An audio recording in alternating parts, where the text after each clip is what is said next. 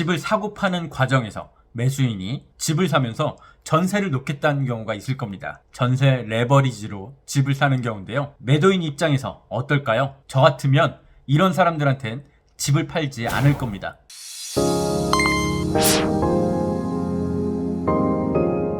안녕하세요. 부틴입니다. 전세를 놓겠다는 사람한테 집을 팔면 일어날 수 있는 일입니다.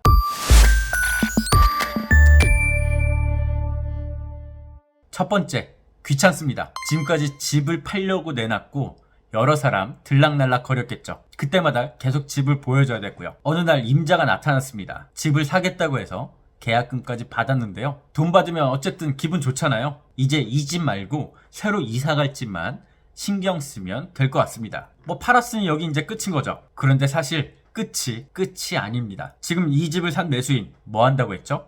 전세를 놓는다고 했습니다. 그럼 누가 오죠? 부동산에서 세입자를 또 데리고 올 겁니다. 그런데 이 세입자 내 세입자 아니잖아요. 나랑 상관없는 사람한테 자꾸 또 집을 보여줘야 되고 온다는 시간에 맞춰서 집에 있어야 하거나 아니면 하다못해 조금 청소라도 해놔야겠죠. 어차피 나도 굳이 애써서 막 보여줄 필요는 없을 것 같은데 말이죠. 그래도 매수인이 세를 놓는다고 했으니까 안 보여줄 순 없겠죠. 이래저래 신경이 쓰이고 귀찮은 건 사실입니다. 그래서 이런 사람, 집을 사서 전세를 놓겠다는 사람한테 집을 팔게 된다면 이 부분도 생각하고 있어야 됩니다.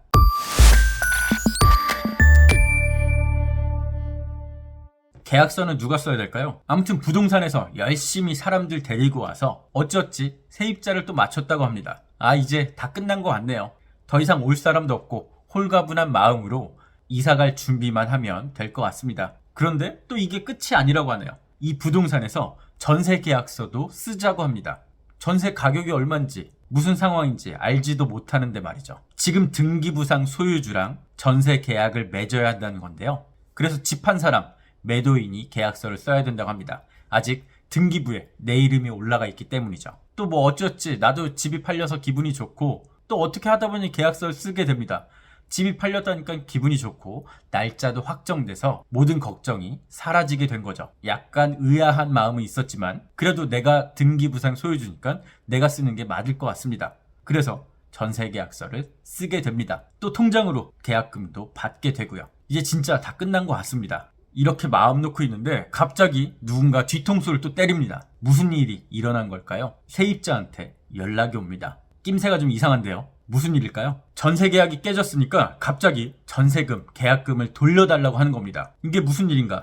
부동산에 전화를 하니까 여차저차 상당히 일이 복잡하고 상황이 꼬인 것 같네요.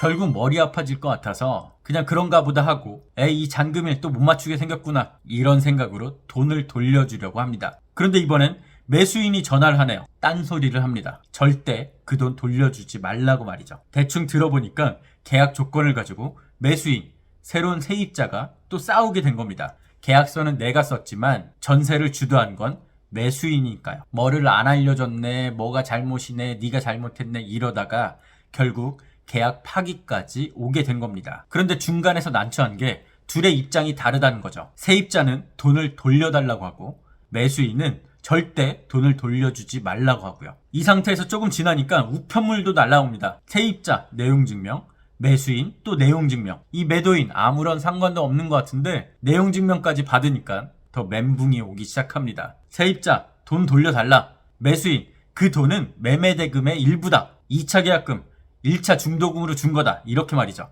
그 돈 돌려주건 말건 매수인은 이미 매매대금에서 그만큼을 준 거다라고 말이죠. 아무튼 자기는 돈을 줬다고 하니까 이 매도인 이 돈을 돌려줄 수도 없고 그냥 갖고 있을 수도 없고 상당히 입장이 난처하게 됐습니다. 이런 일이 실제로 벌어졌던 일입니다.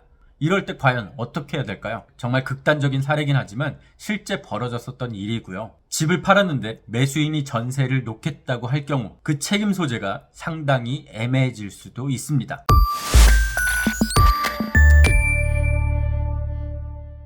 집을 안 팔려는 세 번째 이유, 시간이 갈수록 초조하고 또 불안해집니다.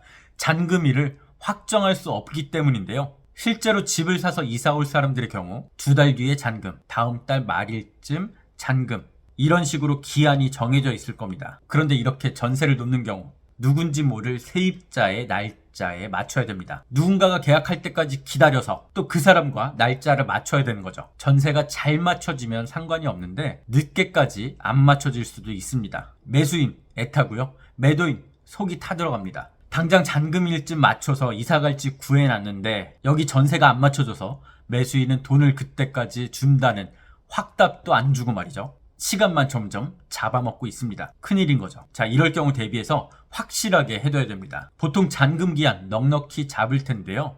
3개월 뒤, 4개월쯤 뒤로 잡는 경우가 많을 겁니다. 그런데 이것만으로는 안심이 안 되죠. 그럼 어떻게 하면 될까요? 잔금일에 마지노선을 정하는 겁니다. 언제까지로 말이죠. 예를 들면 잔금은 3개월 뒤 말일까지로 한다. 양측 합의되면 날짜는 앞당길 수 있다. 단 뒤로 미루는 건 안 된다. 이렇게 말이죠. 이것만으로 끝이 아닙니다. 한 줄 더 넣습니다. 잔금의 마지노선이 아닌 잔금일을 결정하는 데드라인을 설정해 놓는 겁니다. 말이 좀 어렵죠? 실제 문구 볼게요. 몇 월 며칠까지 별다른 연락이 없을 경우 잔금일은 계약서대로 확정한다. 이렇게 조건을 하나 다는 겁니다. 매수인이 전세 못 맞춰준다고 언제까지 기다려줄 수는 없는 노릇이니까요. 자, 이런 내용이 없이 잔금일만 얘기했을 경우, 심한 경우에는 잔금일 하루 전까지도 날짜가 정해지지 않을 수 있습니다. 최악의 상황을 피하기 위해서 언제까지는 잔금일을 정하겠다는 얘기 짚고 넘어가는 게 좋습니다. 이렇게 전세 레버리지 또 하나의 얘기가 끝났고요.